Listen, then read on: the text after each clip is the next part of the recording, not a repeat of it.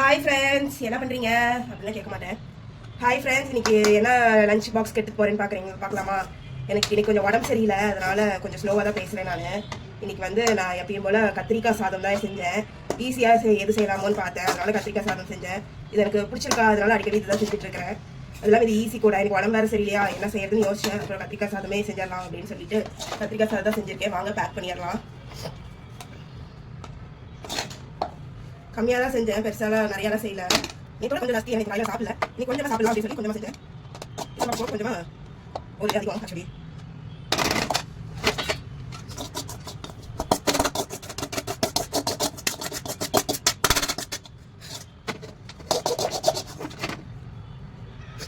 நல்லா போயிட்டு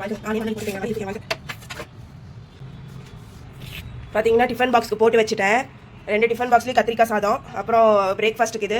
நீங்கள் இன்றைக்கி உங்கள் ஆஃபீஸ்க்கு உங்கள் வீட்டில் என்ன செஞ்சீங்க அப்படின்னு எனக்கு கமெண்ட் பண்ணுங்கள். இந்த வீடியோ பிடிச்சிருந்தா மறக்காம லைக் பண்ணிக்கோங்க, ஃபாலோ பண்ணிக்கோங்க, சப்ஸ்கிரைப் பண்ணிக்கோங்க. தேங்க்யூ ஃபார் வாட்சிங். பாய்.